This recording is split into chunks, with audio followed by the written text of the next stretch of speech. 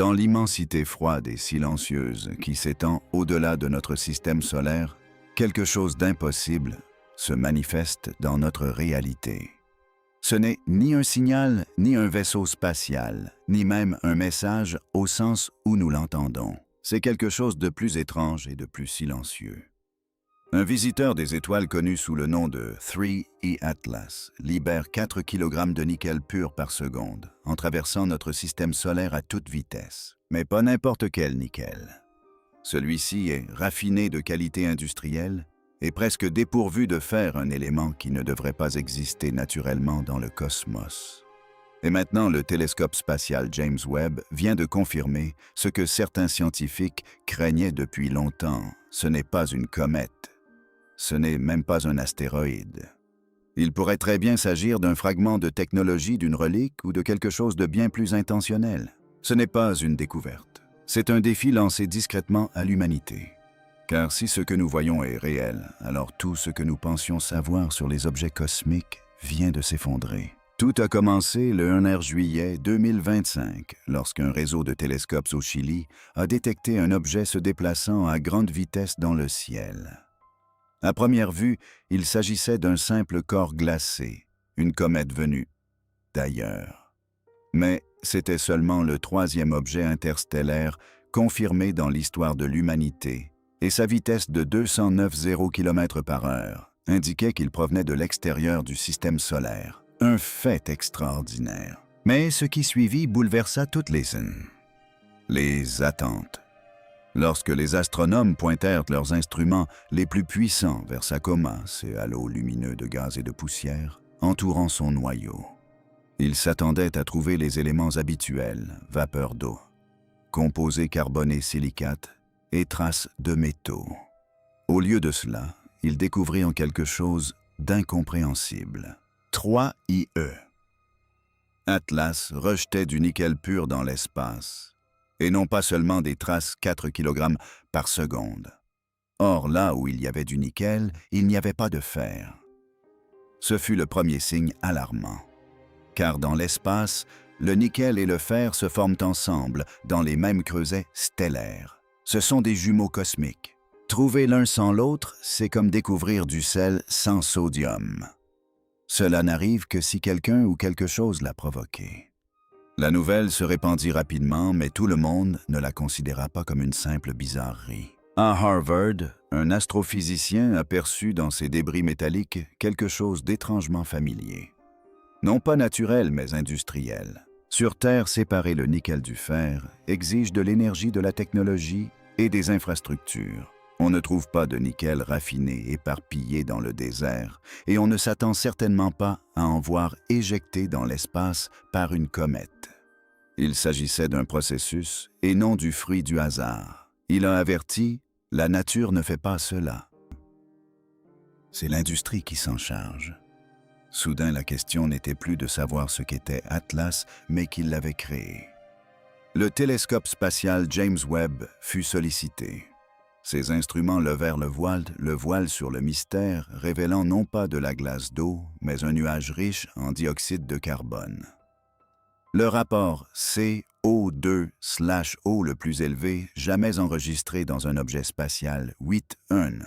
Nos comètes, quant à elles, affichent une moyenne de seulement 4%. Cette composition chimique était totalement étrangère. Et les métaux, il ne s'agissait pas de minerais bruts. Ils étaient raffinés, spécifiques et constants. Non pas une fuite naturelle, mais une signature chimique. Et dans ce signal, peut-être un code. Mais les anomalies chimiques n'étaient que le début. Alors que les astronomes suivaient de la trajectoire de 3 objets célestes, l'inquiétude grandissait. Ils ne traversaient pas simplement le système solaire au hasard. Ils le parcouraient, un objet à la fois. Et il effectuait des survols d'une précision étonnante de Vénus, Mars et Jupiter, une impossibilité statistique pour tout objet naturel. La probabilité que cette trajectoire soit due au hasard est de 5% à un miracle cosmique ou à une trajectoire savamment orchestrée. Plus troublant encore son passage au plus près du Soleil, son périhélie s'est produit derrière celui-ci un timing parfait pour le dissimuler aux instruments terrestres durant sa phase d'activité maximale. coïncidence ou dessein intentionnel. Certains pensent désormais qu'il ne s'agissait pas d'un simple visiteur. C'était un explorateur se déplaçant à contre-courant du système solaire incliné à seulement 5 degrés, comme s'il avait été programmé pour parcourir notre système à la manière d'un satellite survolant un quartier. Une exploration lente et méthodique du système solaire interne pour collecter des données, voire les transmettre. Le télescope spatial James Webb, avec ses capacités d'observation infrarouge inégalées, a porté le coup de grâce à la théorie conventionnelle. Ces instruments ont analysé la signature spectrale de l'atlas de 3E, et les résultats sont stupéfiants. Non seulement ils ont confirmé l'absence inhabituelle de fer, mais ils ont aussi révélé des traces d'alliages métalliques dont la formation naturelle est inconnue des alliages dont les propriétés suggèrent une intention et non le hasard. Des combinaisons qui sur Terre seraient utilisées dans des environnements à haute contrainte pour les cavités des vaisseaux spatiaux, les convertisseurs d'énergie, les capteurs spatiaux, et pourtant elles flottaient librement autour d'un objet que nous pensions n'être qu'un simple caillou. Les proportions de ces alliages, une fois représentés graphiquement, révélaient une régularité, comme s'ils étaient libérés selon des séquences des motifs précis. C'est alors que certains théoriciens ont avancé une possibilité glaçante. Et si cette composition élémentaire n'était pas seulement étrange? Et si c'était un langage, un message non pas verbalisé ni écrit mais codé dans les atomes? La signature d'une civilisation si avancée qu'elle n'utilise ni le son ni la lumière, mais la chimie pour communiquer. Les scientifiques ont d'abord supposé que le dégagement de nickel et de gaz de 3 Atlas était dû à une éruption cométaire classique. La chaleur du Soleil aurait déclenché l'éjection de composés volatiles du noyau.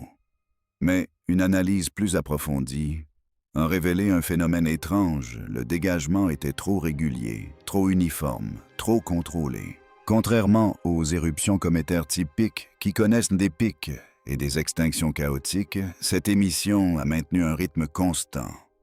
De plus, la direction du flux de gaz était décentrée, non alignée avec l'endroit où la lumière du Soleil aurait dû provoquer la sublimation. En fait, l'éjection semblait directionnelle.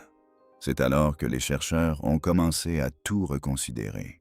Et si ce n'était pas du dégazage du tout?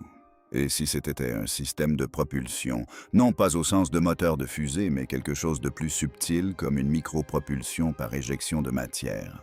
Une méthode théorique connue pour les manœuvres dans l'espace lointain. Le genre de système qu'une ancienne sonde pourrait utiliser pour corriger sa trajectoire en utilisant uniquement ses ressources internes, dissimulant ses changements de cap sous forme d'émissions naturelles. Une sorte de camouflage physique cachant l'intention sous ce qui semble être de la chimie. Pour beaucoup dans la communauté scientifique, 3E Atlas commence à ressembler à une version plus agressive d'Oumuamua, un autre visiteur interstellaire qui a défié toute explication lorsqu'il a traversé notre système solaire en 2017. Là où Oumuamua était petit, discret et insaisissable, Atlas est plus imposant, plus brillant et bien plus massif. Les deux objets présentent une accélération non gravitationnelle des anomalies chimiques et des trajectoires qui semblent délibérées. Mais une différence majeure subsiste, Atlas perd des matériaux très spécifiques. C'est comme si, entre-temps, l'enjeu s'était considérablement accru. Certains théoriciens suggèrent désormais qu'Oumuamua était un éclaireur, un test préliminaire. Et puis, il y a Atlas, la phase suivante, un engin qui ne se contente pas de traverser notre système stellaire, mais qui interagit avec lui, effectue des manœuvres, émet des signaux, voire teste des réactions. Et nous pris dans son sillage, commençons à peine à comprendre que peut-être, juste peut-être, tout cela n'est pas dû au hasard. Peut-être s'agit-il d'une séquence d'une série de rencontres. Et 3 Atlas n'est que la deuxième note d'une symphonie bien plus vaste que nous n'étions pas censés entendre d'un seul coup. Au milieu de l'intrigue grandissante, une autre réalité troublante a émergé. Certaines des données qui font surface aujourd'hui concernant 3I Atlas ont été collectées il y a des mois et sont restées sans être traitées. Les relevés du ciel profond, les observatoires privés et même les systèmes de surveillance du ciel à vocation militaire ont détecté des signatures métalliques.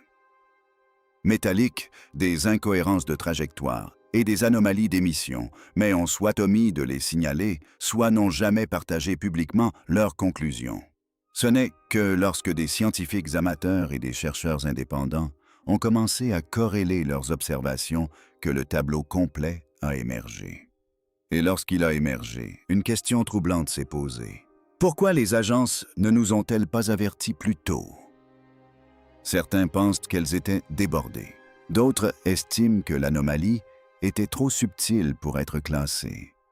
Mais de plus en plus de personnes soupçonnent une manœuvre plus stratégique. Quelqu'un aurait compris le caractère inexplicable de ce phénomène et aurait choisi de temporiser, d'observer non seulement l'objet, mais aussi notre réaction.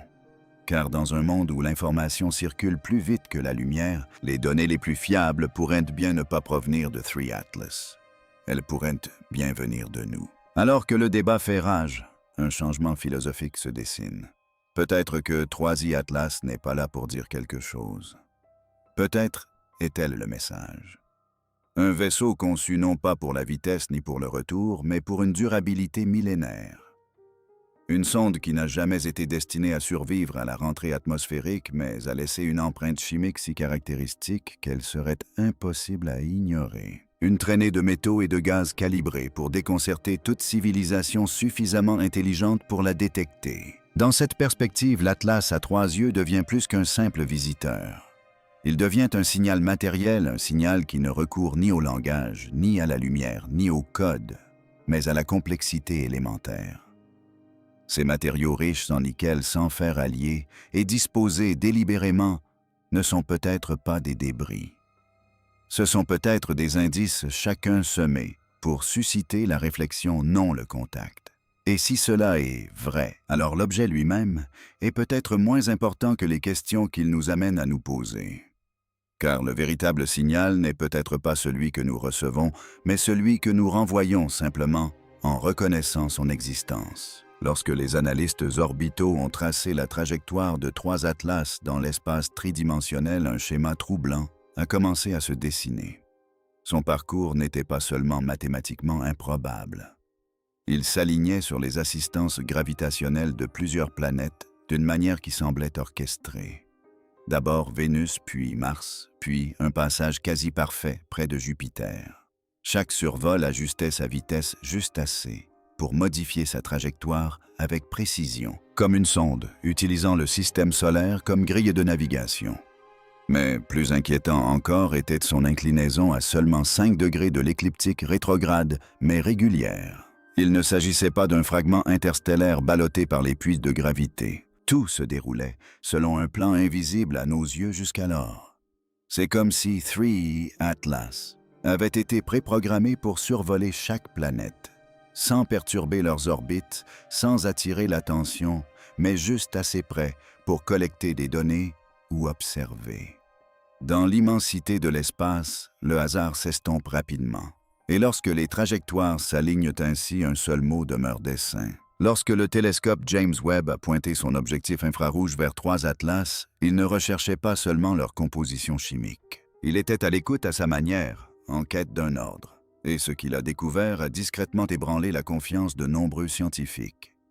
Les relevés métalliques n'ont pas seulement confirmé la présence d'alliages synthétiques. Ils ont révélé une distribution répétitive semblable à des pulsations des émissions de matière survenant à intervalles réguliers en corrélation quasi parfaite avec la distance de l'objet au corps céleste. Il ne s'agissait pas d'éruptions chaotiques. Elles étaient régulées comme un phare silencieux. Chaque fois qu'Atlas s'approchait d'une planète ou pénétrait dans une nouvelle zone d'influence gravitationnelle, il libérait un nouvel amas de matière exotique, chacun présentant une signature chimique légèrement différente. Des spectrographes en ligne l'enregistraient avec une grande précision. Et lorsque les données furent analysées dans le temps, un schéma se dessina. Ni aléatoire, ni géologique, ni même biologique, mais systématique comme une mise à jour, ou pire, un rapport envoyé à la Terre. Un détail supplémentaire, initialement négligé, était dissimulé dans les données du Webb. Parmi les alliages libérés par 3 Atlas figurait une combinaison rare d'éléments du vanadium, du tungstène et des traces de technium. Sur Terre, ces éléments sont utilisés dans les réacteurs nucléaires, le blindage spatial et la science des matériaux de pointe. Mais le technium est le plus inquiétant. Il ne possède pas d'isotope stable. Il n'existe pas à l'état naturel en quantité significative. Il est issu du raffinage des réacteurs et des supernovae. Le découvrir dérivant dans l'espace sous une forme pure et isolée suggère deux hypothèses. Soit cet objet a traversé une étoile mourante et en être sorti intact, une probabilité quasi nulle. Soit il a été construit avec l'intégration délibérée d'un matériau témoignant d'une sophistication dépassant les processus astrophysiques naturels. En bref, ce métal est une affirmation, un murmure venu du vide qui dit « Nous savons ce qu'est que la fusion. » Et vous? Puis une théorie plus sombre a commencé à émerger parmi les physiciens et les astronomes assez audacieux pour spéculer librement. Et si 3E Atlas n'était pas une sonde au sens traditionnel du terme, ni un éclaireur, ni un messager, ni même un émissaire? Et si c'était un test, un outil non pas destiné à nous informer, mais à nous mesurer, non pas à communiquer, mais à observer nos réactions, notre rapidité à détecter les anomalies, la profondeur de notre analyse des matériaux impossibles, la capacité de nos esprits les plus brillants à collaborer sous pression. Et peut-être plus crucial encore, la façon dont nos civilisations gèrent l'ambiguïté. Car une espèce incapable de reconnaître l'anormal ne pourra jamais échapper à son emprise. Et celle qui perçoit l'anomalie mais la nie par peur n'est peut-être pas prête à s'intégrer à un système plus vaste. Vu sous cet angle, 3 Atlas devient bien plus terrifiant qu'un simple visiteur. Il devient un filtre, un mécanisme d'évaluation discret et insidieux conçu pour traverser silencieusement les systèmes intelligents émergents et identifier ceux qui osent ne poser les bonnes questions.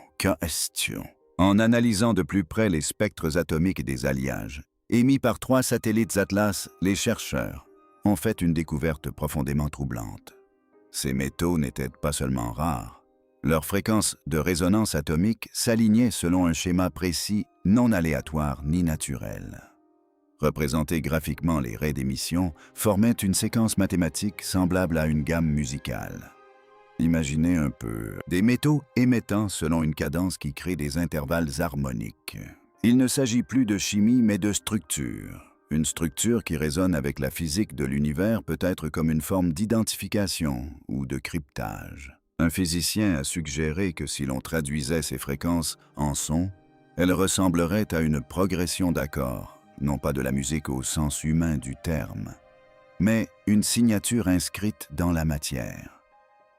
Ce qui signifie que 3E Atlas n'est peut-être pas qu'une simple sonde ou un test. Il pourrait s'agir d'un message dans le langage même du cosmos, un message que nous commençons à peine à percevoir enfoui, non pas dans les signaux radio, mais dans les vibrations du tableau périodique. Et pourtant, tout cela semble trop intentionnel.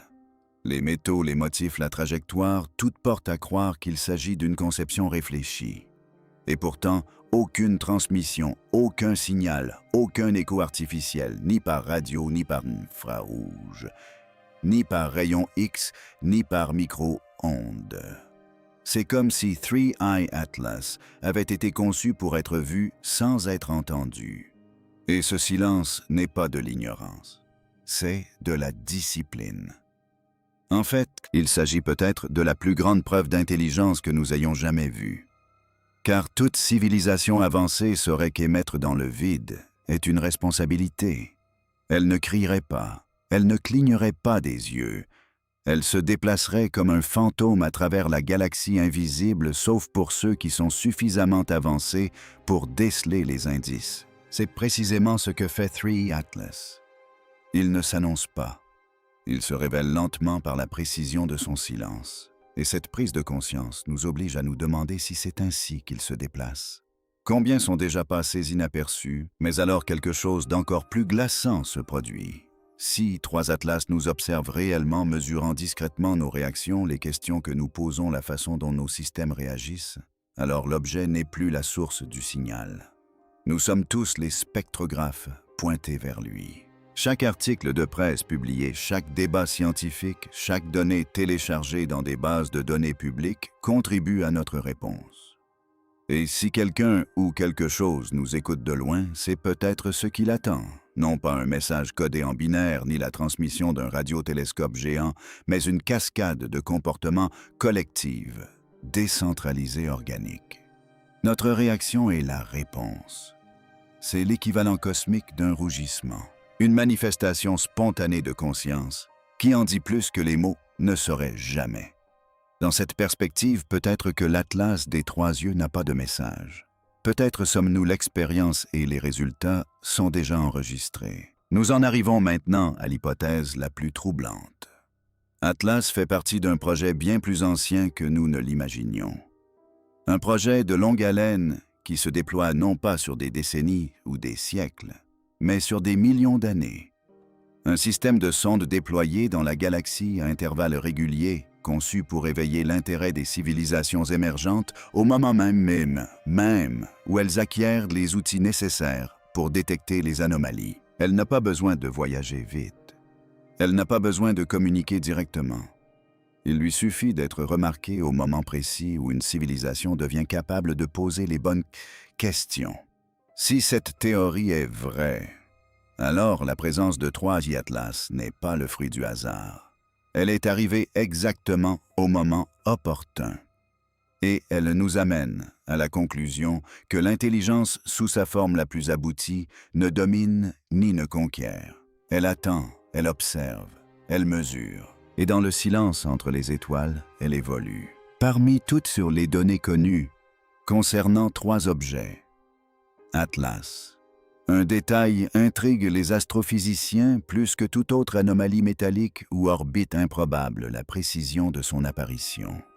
Non seulement elle s'est produite au moment précis où la Terre disposait des instruments nécessaires pour en détecter la nature, mais ses émissions chimiques ont débuté lors de phases orbitales spécifiques, lorsque la lumière du Soleil, les alignements planétaires et même la visibilité depuis la Terre étaient optimaux.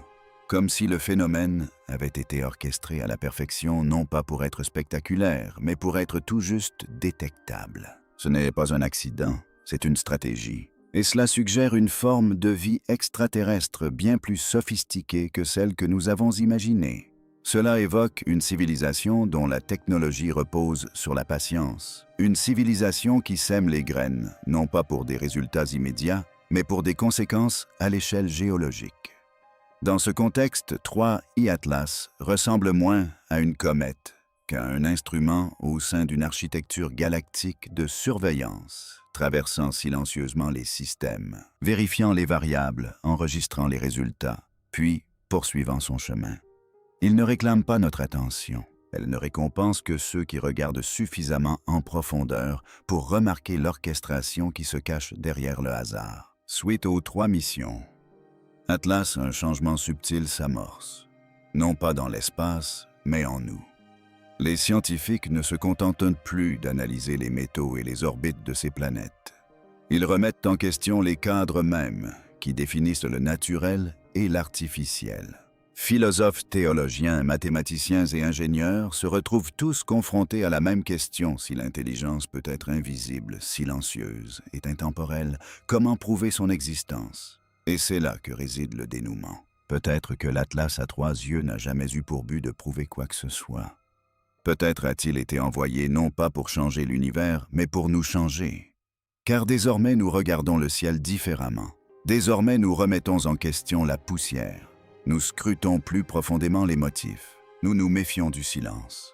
Ce faisant, nous évoluons. Non pas technologiquement, mais intellectuellement. Et peut-être, qui sait, était-ce là le but depuis le début, non pas le contact, non pas l'invasion, mais l'étincelle. Dans un ciel que nous étudions depuis des siècles 3, Atlas sont apparus non pas comme un feu d'artifice, non pas comme une menace, mais comme une question si précise, si élégamment silencieuse qu'elle a divisé en deux notre compréhension de l'espace. Ce n'était pas une découverte. C'était une confrontation non pas avec des extraterrestres, ni avec le danger, mais avec ce que nous avons toujours le plus craint, la solitude et l'impréparation. Car si ce que nous avons vu est réel, si cet objet éjecte des métaux raffinés, qui ne résultent d'aucun processus naturel connu, si sa trajectoire est trop précise, ses émissions trop rythmiques, son silence trop stratégique, alors nous n'observons pas un simple caillou. Nous observons une intelligence en action. Une intelligence qui ne cherche pas à être vue, mais qui attend d'être remarquée. Et maintenant que nous l'avons remarqué, qu'est-ce qui change? Peut-être que peu importe que le troisième atlas soit une sonde, une relique ou un fantôme. L'essentiel peut-être, c'est qu'elle a déjà accompli sa mission. Elle nous a forcés à regarder de plus près, à collaborer, à questionner le naturel, l'artificiel, le possible. Et ce faisant, elle a laissé derrière elle quelque chose de plus précieux que des données, un miroir. Car si le véritable message ne résidait ni dans les métaux, ni dans la trajectoire, ni même dans le silence, et si le véritable message était notre réaction,